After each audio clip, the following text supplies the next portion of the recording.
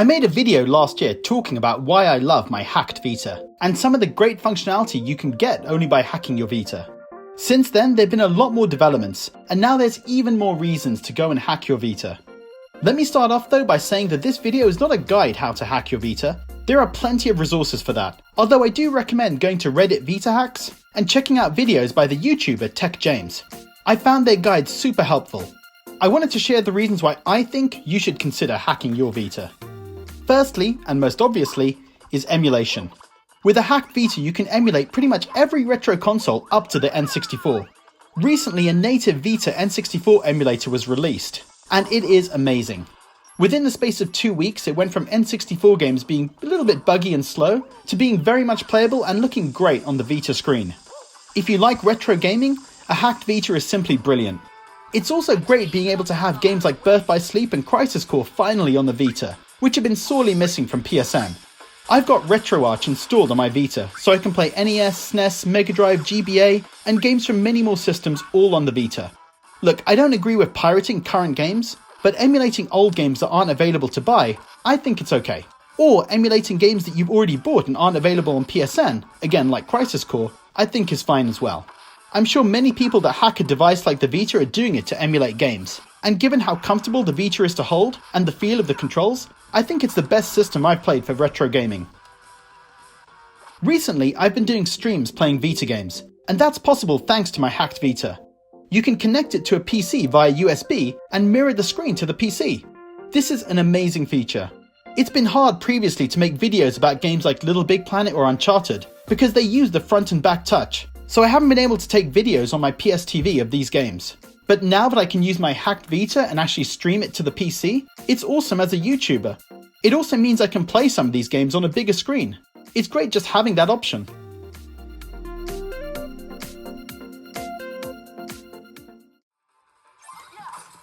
You can also connect your Vita to a DualShock 4. So when I did a couple of my streams, I actually used the DualShock 4 to control the Vita.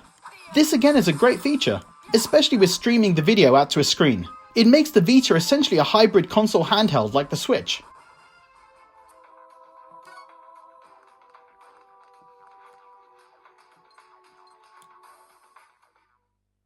I've been using my Vita to try out some Homebrew Games. They haven't all been great, but there are some fun games here.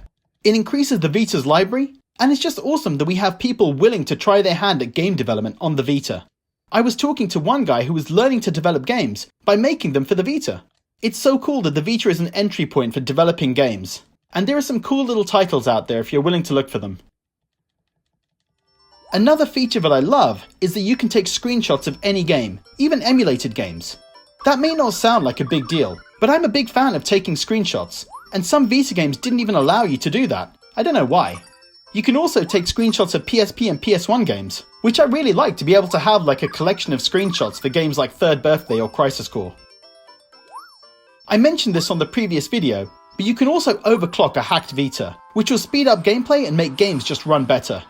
For a game like Borderlands 2, you have a much better experience, and the game runs far smoother. I did admittedly find my Vita crashed occasionally when I turned the overclock on, but it's very easy to turn it on and off, so I find it's good to have it installed and just turn it on when I want to use it. Another huge advantage is being able to use an SD card for storage. One of the biggest complaints of the Vita is the cost of proprietary memory cards. By hacking your Vita, that goes away, and you can use SD cards. It's a huge deal that you can expand your storage by hundreds of gigs, and I recommend this as one of the first things you do when you hack your Vita.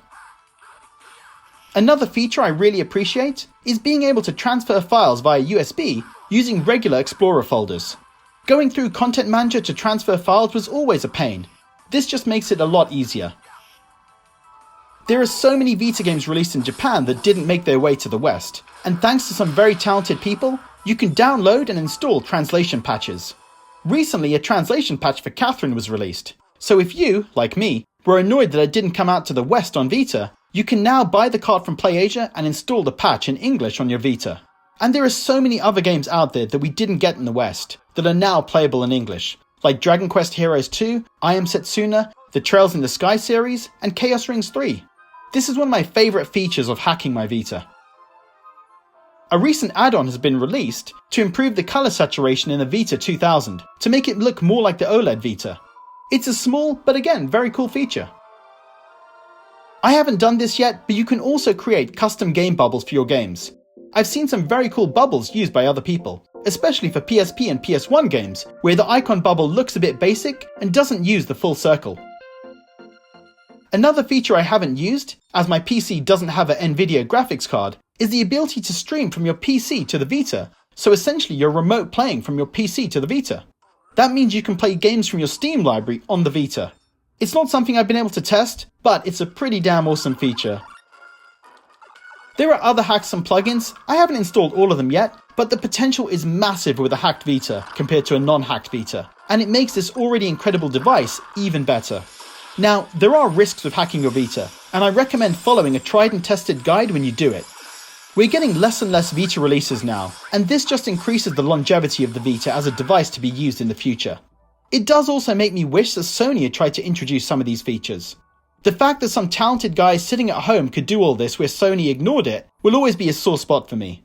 The Vita, despite being 8 years old, is such a capable device, and now by hacking it, it can do even more. So guys, have you hacked your Vita? And if you have, what are your favourite features? Leave a comment below, and as always, thanks for watching.